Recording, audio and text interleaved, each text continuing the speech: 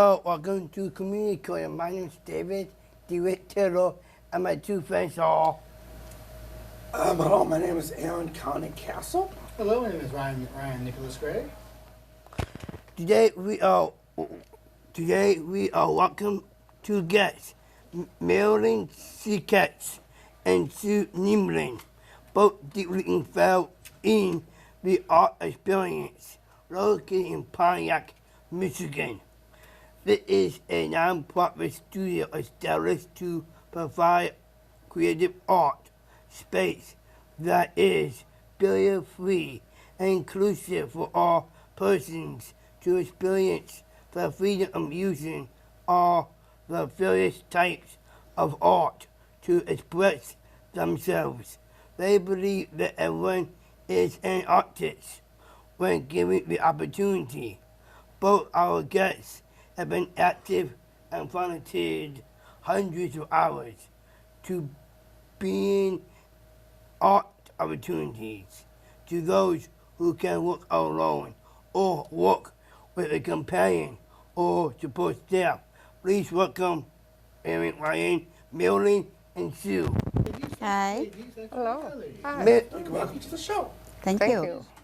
Marilyn, please tell us a little about your life and family growing up. Well, my life and family, I was born in Holly, Michigan, and I still live in that area, Holly, and I raised 6 children and have 12 grandchildren and 6 great-granddaughters. And I've always been interested in art and enjoyed art in school. And after the children were in the high schools and college, I decided to go back to school, and my goal was art therapy, from a master's from Wayne State. And Sue, how about you, family and growing up? I grew up in Detroit, Michigan. I was born in Detroit, and I went to school in Detroit. I went to Wayne State University. I got my master's degree in occupational therapy. And I have one sister, and I always enjoyed art, so even as a little kid. So it was great to be part of the art experience and be able to use some of my skills there. Could you please give us a brief history of the plan? The art studio and basically started by 6 women, 3 of them art therapists, and 2 students of art therapy and 1 lawyer, and we all were artists at heart. And we opened a studio in downtown Pontiac, the Lawrence Street, and at that time we opened it as an LLC, a business. And with the process of working together as 6 women, and after a period of time, different people coming in and needing to work with art, we decided that it was to their benefit to keep costs low for the whole studio to be a nonprofit. So in 1999, we were awarded to be nonprofit. And at that time, we had a lot of street people coming in and using our supplies. So it was really a benefit to be able to fundraise for the art experience. Yeah, pretty awesome. Marilyn, do you have a background in the arts? Yes, but I also have a background in psychology from Oakland University. And I got my master's at Wayne State University in art therapy, which is the only university in Michigan that teaches this program.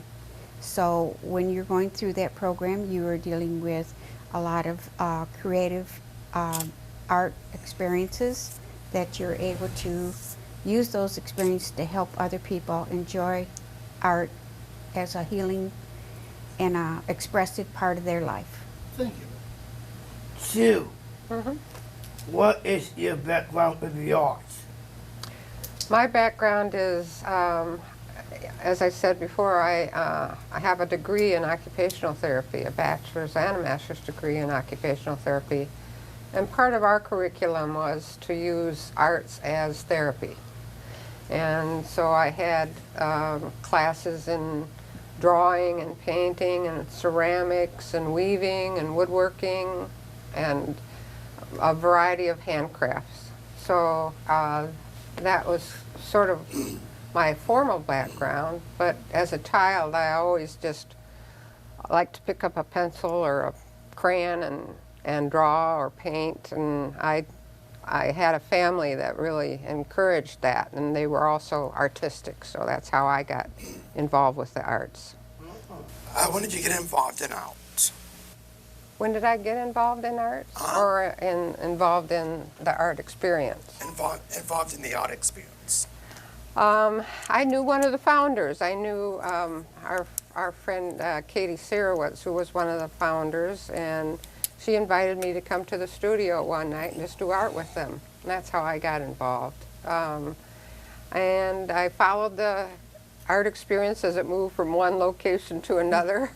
And when they moved to the Summit Mall, Marilyn and Katie asked me if I wanted to be on the board. So I was on the board for a while.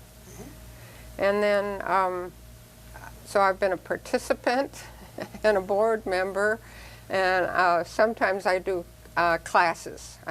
In fact, I'll be demonstrating a class in art journaling tomorrow night at 6:30.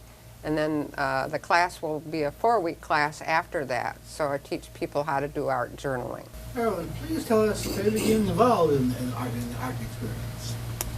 Well, as I said, myself and 2 other graduates from Wayne State at the art therapy program decided we wanted to do art together and have a place to do art. So when we opened the doors, it was mainly to have a place to do our own art. But as it processed, we were including other people, and we felt that communicating and doing art together also creates social and aspects that help each other with doing art. We learn from each other, and we learn from everybody walks of life, any part of art that they might come in with.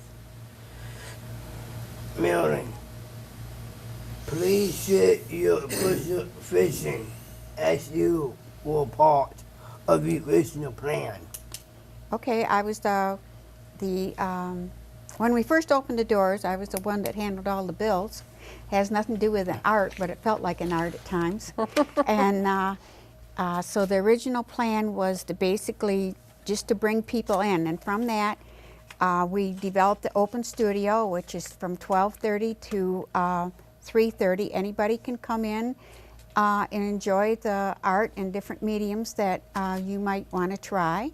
It keeps people in an interest in other things. They don't have to spend a lot of money to buy materials. They can come in and try any material for $5 for the day, and it actually is very inexpensive that way. That's why our fundraising is so important. But from there, we met up with a lot of community services, community living, community,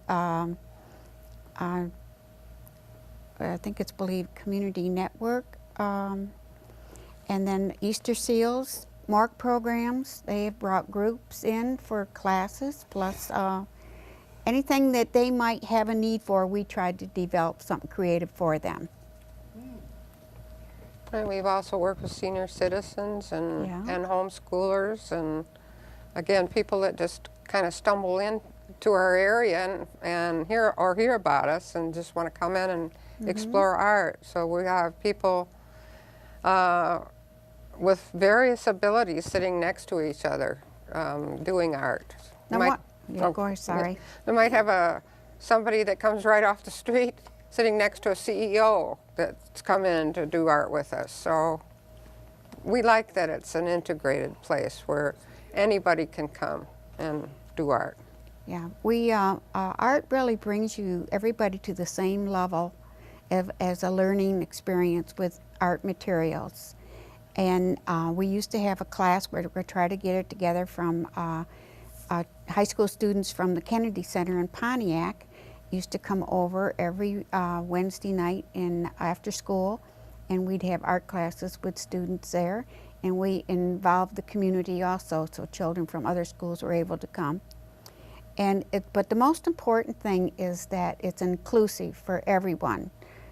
Somebody might be 6 years old sitting beside somebody 60, Right. But we all enjoy each other because we're all there to learn about art. How does the studio get money to run? To run, to work? Well, many ways. We have our main fundraiser is in November, the end of November, or 1st of December, depending on how the Sunday falls. But we have a big fundraiser that includes a lot of silent auctions and raffles, and different people with abilities will come, and some will perform in music, or they might perform. One year we had a painter, huge painter, about 10, 15 feet large canvas that he painted while we were having a fundraiser. So that's our main fundraiser, but we literally are mainly on donations from the community and people that see our need and know that it's a valuable program. Now, ladies, who makes the decision? Who makes the decision? Makes the decision at the art center? Want to have Sue? Well, it depends. I mean, I think that it sprang out of a collaboration. So a lot of the decisions are made collaboratively too. We do have now a director, who's Judy Wilson, and we do have a whole board of people that are either experienced in business or wanting to help provide guidance for us in terms of being an art studio and making our classes and our programs known in the community. Maybe they have a special skill in PR, or they might have a special skill in fundraising, and so it depends on what the activity is. The classes themselves are pretty much conducted by whoever happens to be the instructor, and they help to make the decisions about, you know, what materials to use, how the program's going to go, how many helpers, and so on. But many of the overall policies are done by the board. One of the important things that we're able to develop is we have a lot of interns from Oakland University. It helps us with some of the office and the business ends that guide us through some things that helps them get their hours they need for internship. We have art therapists come from Wayne State that work with programs. They need to be supervised, so the art therapists there are able to supervise them. For us to be involved where they're schooling is very important to us. How is the art facility advertised? We have brochures that go out. We make phone calls. But again, a lot of it is word of mouth. Somebody has a picture they've taken, they've shown to somebody. We work with the community services, like I mentioned, Community Living and Easter Seals and Community Network. But we try to get our classes offered to the schools and let them know that we're there. And so word of mouth and getting materials out to these other organizations is really the best way for us to do it. One-on-one is real important. Oh. We also have a website, which you can go on at theartexperience.org and find out what the current classes are. There's also a newsletter and just general information about the organization. How many weeks do the art classes last? How many weeks do the classes last? Well, again, it depends on the class. Sometimes it's an ongoing class that meets regularly once a week or once a month. I'll be teaching a class that has four classes in art journaling, and it's spread out over once a month, or once a week rather, for 4 weeks. It'll be a little longer than the normal month, but because of a break in between, but 4 weeks. How do you find the teaching staff? Well, I think that some of the time it's people that have come in to participate in Open Studio that are already artists that have skills that we can help pass on to other clients. Sometimes it's the art therapists themselves that have an interest in working with various media or various populations in the community, so they would develop a class of their own.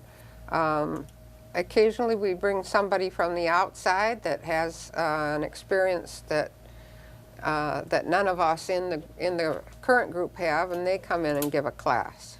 So it varies. Many of the art therapists, all the art therapists in fact, that work in the art experience are also very talented artists themselves, so many of them will teach classes. Marilyn, are scholarship funds available for those who want to take a class? We do have some scholarships available. Usually in the summer we have some, a lot more people coming in from different communities, and so there is some available for the children maybe from a lower income family, and or they show a great ability. And so it's something that needs to be addressed and requested when you come to the art experience and find out about the classes. Marilyn, do you have a favorite type of art? Arts? Yeah. I'm a painter. A painter? Yes, I like to work with acrylic paint, and so my specialty is teaching painting.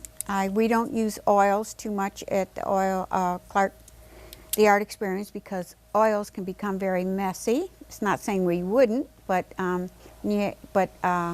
paint dries very quickly. I specialize in teaching color, blending color, and using color in your paintings and how it works with each other. We have other artists there that are specialized in drawing, and some with weaving. We used to have one that did a lot of weaving. So there's just a variety. So when people come in, but mine is mainly painting. Painting's good. Thank you. How long does each class last, and how many weeks? Well, each one is different. For instance, we try to run them like 5 to 6 weeks because we seem it fits in real well with the school plans and vacations and so forth. And that way people will get a taste of this type of medium, and then maybe the next class they might want to try something else. So an average class for a day for the hours is usually about 2 hours time that you would be at the art experience. But a lot of people come to the open studio, which they can come any time between 12:30 and 3:30 and use the materials. So it doesn't have to be enrolled to a class. That open studio is a very important part of the art experience because you're working with all kinds of different people. And there's a lot of friendships that are developed there. Let's share information about the types of programs offered. A. Open studio. What is open studio? Yes. Okay, David, if you come in the art experience, what would we do is welcome you. We'd show you around some of the artwork, and we'd ask you what you would think you would like to work with. Would you like to work with watercolor? Would you like to work with drawing materials, pencils, different things? And you'd see some of the examples, and then we would set you down, and we'd get your materials for you, and we would guide you and direct you. You work freely because it's not a class to open studio. It's your option to work with the material any way you want. But we would be there to answer questions and direct you. How about artists in residence? Artist in residence, usually it's a person that is directing that day. We have 3 or 4 different people who run the studio throughout the week. And we have a young man with autism that works there 4 days a week from 12 o'clock to 4:30. He's one of our residents, and he's been with us since 2004. And the other residents that come in, they show their art also. So we have different residents at different times. What is Creative Club? Creative Club was developed for the MORC program. They had received a grant, and they got a hold of the art experience, and we created a night just special for them. And any of their clients were able to come in, and each, I think it was on a Wednesday night, we'd have a special art project for that evening. And so that it was through the MORC program that grants us for just that program. I'm curious about this artist workshops. Okay, I'll let Sue talk about that. Well, the workshops, again, vary from one time of year to another. For instance, I'll be doing a class in art journaling, and this is a couple of the pages that I've done for that class. It's a workshop that shows you how to put words and pictures and paint together along with collage and with different pieces of artwork, so that you can get some of your thoughts out, and so you can also maybe tap into that part of you that's kind of buried a little bit with the art itself. So you can, so this would be one example. Let me show you a couple more. This is one I did quite a while ago about what kind of a community I wanted to live in. What were the important things in the community that I was wanting to be part of. And then this is one of the other things we'll learn how to do besides putting color and pictures on. We put little doors in here so you can put little secret messages. And this one I did from going from one year to another. This is what happened in the year past, and this is what I hoped to work on in the following year. And interestingly enough, a lot of those things actually I got accomplished. See, that is really beautiful. I like it. Thank you. Is there anything else you would like to share? Anything else? Just to share that anybody is welcome to come. And we do also little birthday parties, or let's say if you wanted to get together with your friends and you would call ahead and say, I got 8 people coming over, and we'd like to be able to make that space available for you and have kind of somebody special. And if you needed some special project that we could develop, we would do that also. Well, it has been such fun visiting with you today. I was inviting you to be bringing specific details about the art experience to our audience. This center holds a great potential for those individuals to experience themselves in color and in style. Everyone who wants to have a positive and productive life, and to have opportunity to do so in a gentle and productive and positive environment. Easy place to meet and greet, to expose onto all sorts of materials. We would all want to have friends, be involved, and to have hobbies, and have dreams. The center is highly important. We applaud the successful efforts of all individuals. Thank you so much for joining us today. I'm Ryan Nicholas Gray. I'm Marilyn Castle. Thanks for being our guest. I'm DeWitt, and we're watching Community Corner.